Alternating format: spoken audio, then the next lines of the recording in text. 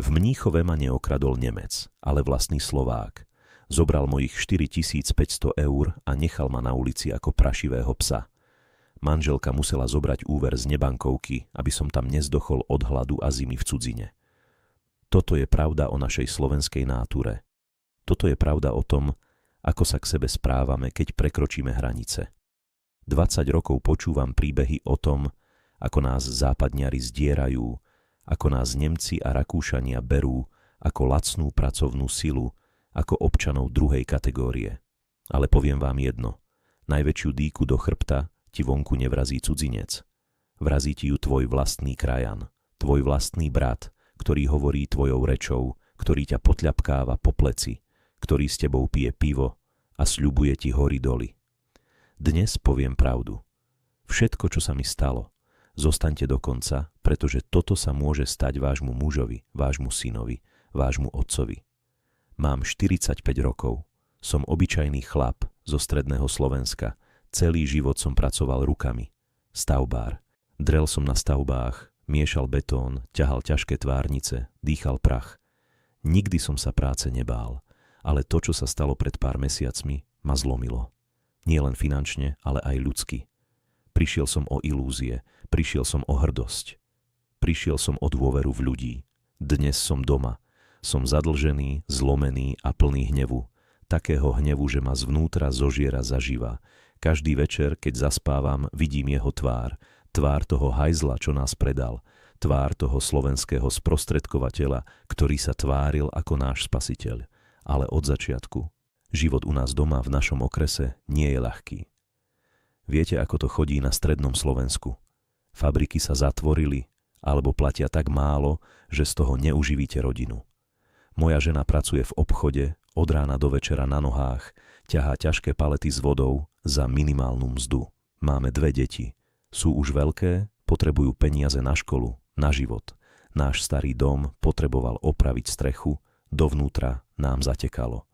V zime sme kúrili len v 2 izbách, aby sme ušetrili na dreve. Každý mesiac to bol boj o prežitie. Každý mesiac sme počítali centy, presúvali peniaze z jednej kôpky na druhú, rozmýšľali, či kúpime deťom nové topánky, alebo zaplatíme elektrinu. Boli sme zúfalí. Ten pocit, keď ste dospelý chlap, hlava rodiny a nedokážete zabezpečiť svojim najbližším dôstojný život. To je pocit, ktorý vás ničí každý jeden deň. Cítite sa ako nula, ako zlyhanie. A vtedy, v tej najväčšej beznádeji, sa objavil on, známy jedného známeho, vraj veľký podnikateľ. Hľadal chlapov na prácu do Nemecka, konkrétne do Mníchova. Stretli sme sa v krčme u nás v dedine. Prišiel na drahom aute, na ruke mal hodinky, ktoré stáli viac ako môj dom. Objednal nám pivo, usmieval sa od ucha k uchu. Hovoril našim nárečím, tváril sa ako jeden z nás. Chlapi, ja vás nenechám padnúť, hovoril nám do očí. Ja viem, aká je tu bieda, ja vám chcem pomôcť. Mám pre vás robotu v Mníchove, demontáže starých budov. Je to ťažká robota, to vám nebudem klamať, ale Nemci platia kráľovsky. Ubytovanie vám zaplatím, cestu vám zaplatím. Vy len prídete a budete makať. Sľuboval nám neuveriteľné peniaze. 4500 eur za 1,5 mesiaca práce. Pre mňa to bol zázrak. Odpoveď na všetky moje modlitby. Strecha by sa opravila, dlhy by sa poplatili, konečne by sme mohli slobodne dýchať. Pýtal som sa ho na zmluvy, na podmienky. Mával rukou a smial sa. Aké zmluvy, chlapi? Sme predsa Slováci, my si veríme, nie? Všetko pôjde cez moju firmu. Vy budete mať peniaze na ruku, čisté, bez daní. Žiadne papierovačky, len čistý zisk pre vás. Bol som hlúpy, boli sme všetci hlúpi. 6 chlapi z okolia, zúfalí po peniazoch, sme mu uverili každé jedno slovo. Rozlúčka s rodinou bola ťažká. Žena plakala, stála pri dverách, držala ma za ruku a hovorila mi, aby som si dával pozor. Mám z toho zlý pocit, hovorila mi. Ženská intuícia. Keby som ju len bol počúvol. Ale ja som videl len tie peniaze. Videl som tú novú strechu. Videl som ten úsmev na tvárach mojich detí, keď im konečne niečo kúpim. Nasadli sme do dodávky, ktorú nám poslal, a vyrazili sme do Mníchova. 8 hodín cesty plnej nádejí a plánov. Rozprávali sme sa, čo s tými peniazmi urobíme. Boli sme ako malí chlapci, ktorí čakajú na Vianoce. A potom všetko sa zmenilo. Príchod do Mníchova bol prvý šok. Ubytovanie, ktoré nám náš dobrodinec zaplatil, bol špinavý, smradľavý hostel na okraji mesta. Bývali sme všetci 6 v jednej malej izbe. 2 poschodové postele, 2 matrace hodené na zemi. Na stenách pleseň, spoločné sprchy na chodbe, z ktorých tiekla len vlažná voda. Kuchynka bola taká špinavá, že sme sa v nej báli aj vodu prevariť. Ale povedali sme si, že to vydržíme. Sme predsa chlapi, nie sme z cukru. Prišli sme sem makať, nie bývať v hoteli. Ráno o 5 sme vstávali a išli sme na stavbu. A tam začalo to pravé peklo, demontáže. Predstavte si starú, 8-poschodovú administratívnu budovu, ktorú treba zvnútra kompletne vysekať až na holý betón. Priečky, stropy, podlahy, všetko muselo ísť preč. 12 hodín denne sme stáli v oblakoch prachu. Nemali sme žiadne poriadne masky, len lacné papierové rúška, ktoré boli po 5 minútach úplne čierne. Dýchali sme sa drokartón, starú sklenú vatu, prach zo storočných tehál. Každý večer som vykašliaval čierne hlieny. Ruky som mal do krvi zodraté od ťažkých pneumatických kladív. Chrbát ma bolel tak, že som si večer na tú špinavú matrac musel líhať pomaly, kúsok po kúsku, aby mi v ňom neprasklo. Sobota, nedeľa, to bolo jedno. Náš slovenský šéf nám volal každý deň. Makajte chlapi, makajte. Nemec chce vidieť výsledky. Keď to stihnete skôr, bude prémia. Tak sme makali. Boli sme ako stroje. Pot a špina z nás doslova kvapkali. Nemali sme čas ani na poriadny obed.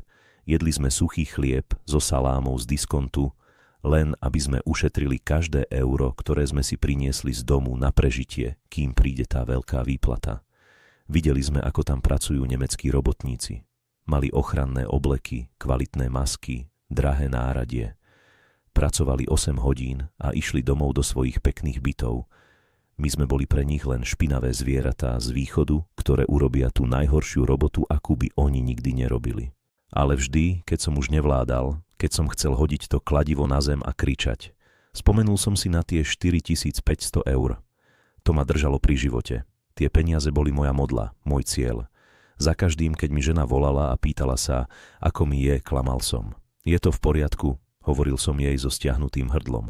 Robota je dobrá, šéf je férový, všetko ide podľa plánu, čoskoro budem doma aj s peniazmi. Klamal som, aby sa nebála. Klamal som sám seba. Dni sa vliekli. Mesiac prešiel, potom ďalšie 2 týždne.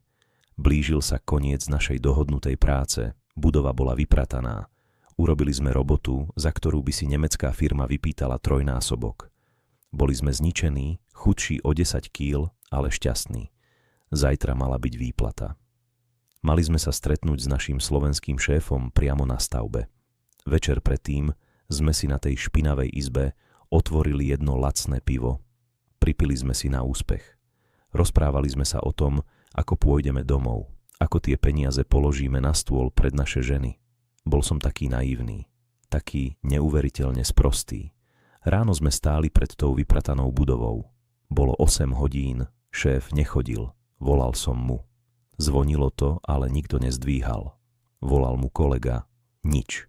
O 9:00 som mal už zlý pocit v žalúdku. Ten pocit, ktorý vás núti ísť na záchod. Zrazu prišiel na stavbu ten nemecký investor. Zastal na svojom drahom Mercedese, vystúpil a pozeral na nás. Nerozprával po slovensky, ale mali sme v partii jedného chalana, čo trochu vedel po nemecky. Pýtal sa nás, prečo tam ešte stojíme, veď naša robota skončila. Náš chalan mu hovorí, že čakáme na nášho šéfa s peniazmi. Nemec sa na nás pozrel s takým zvláštnym výrazom, s mäsou ľútosti a pohrdania.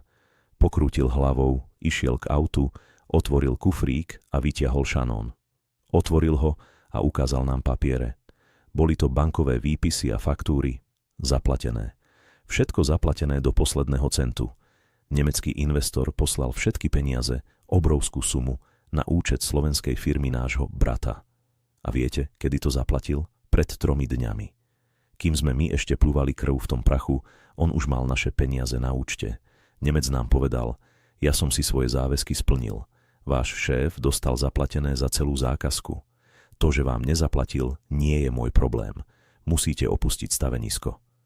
Boli to tvrdé slová, ale on mal pravdu. Zákon nebol čistý. On si najal slovenskú firmu a tej zaplatil.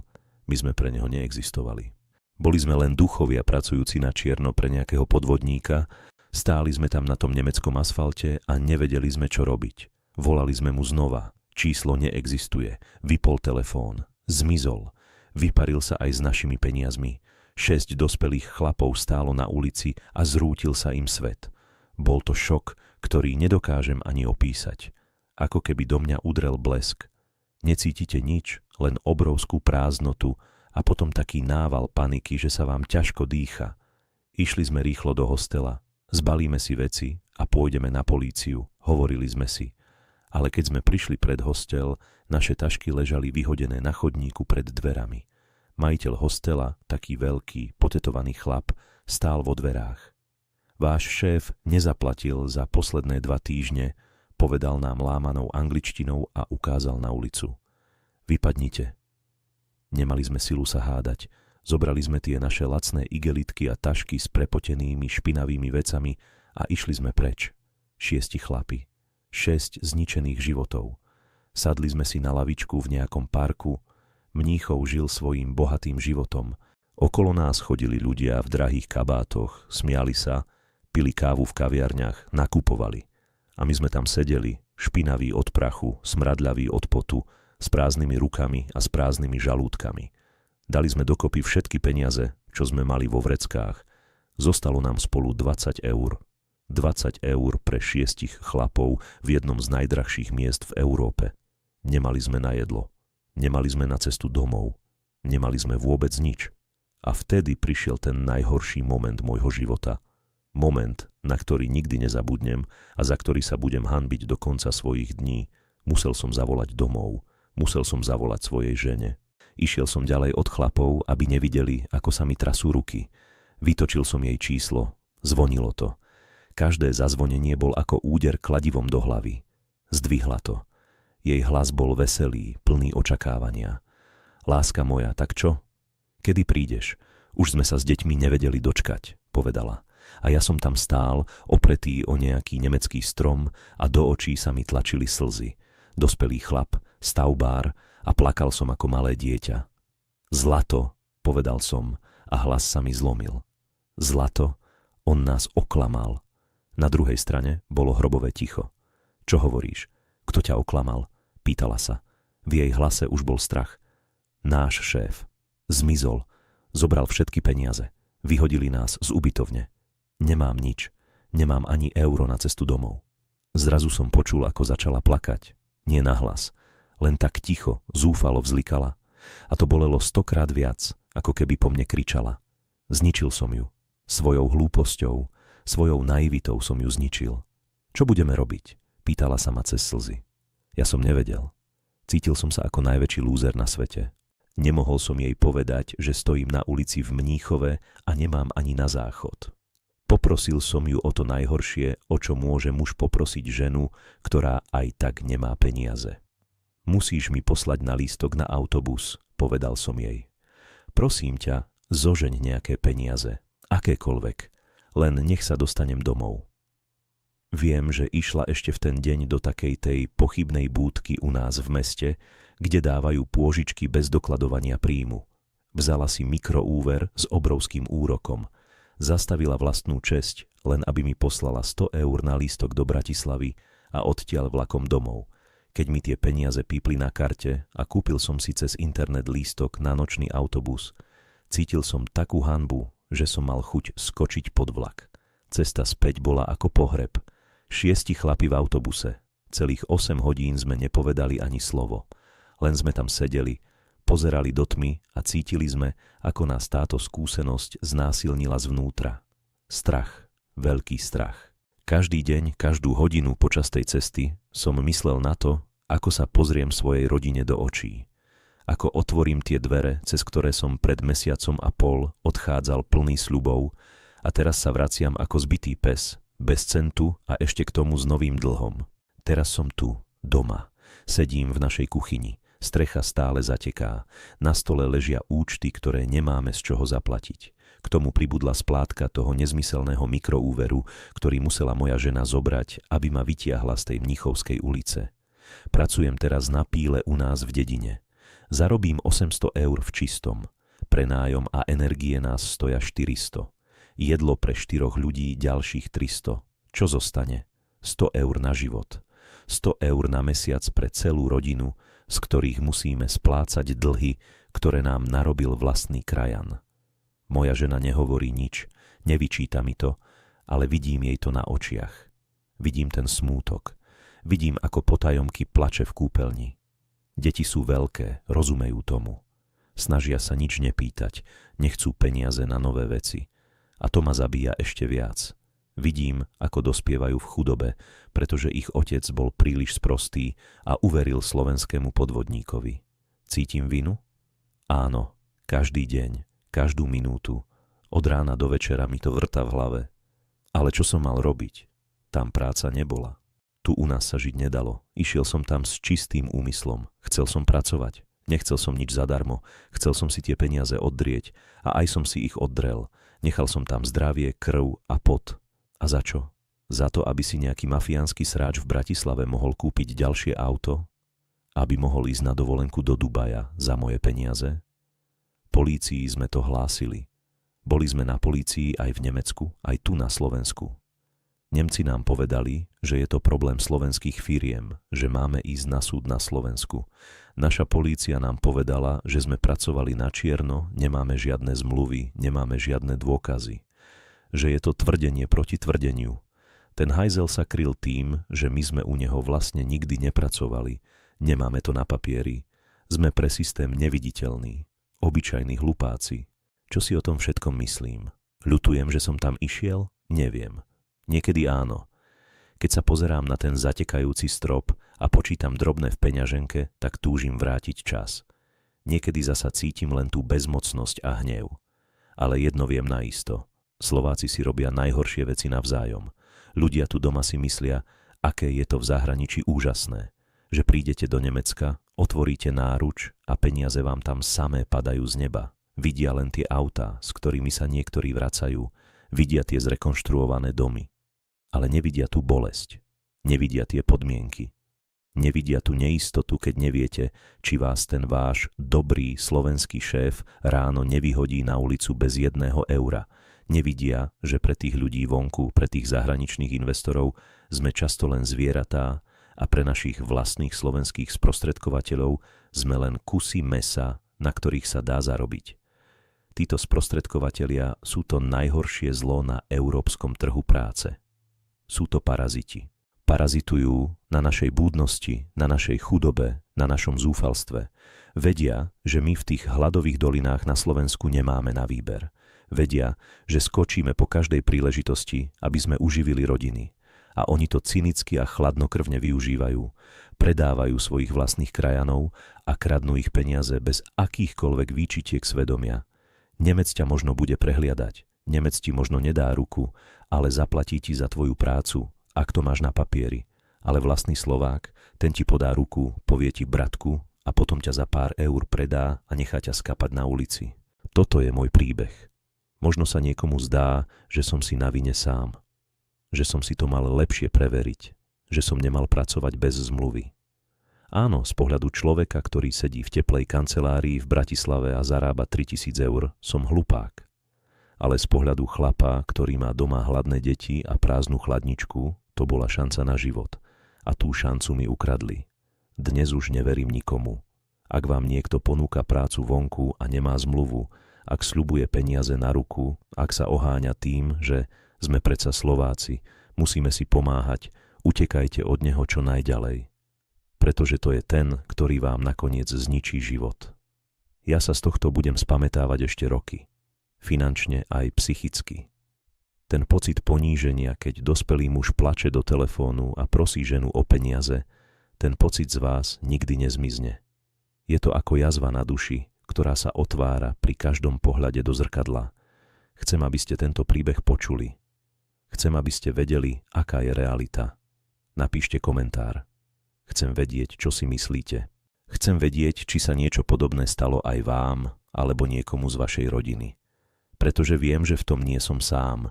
Viem, že takýchto zničených osudov po nemeckých, rakúskych a českých stavbách chodia tisíce. Odoberajte tento kanál. Budú ďalšie príbehy, pretože táto pravda sa musí dostať von. Dovidenia a dávajte si na seba pozor, najmä na tých, ktorí vám hovoria brat.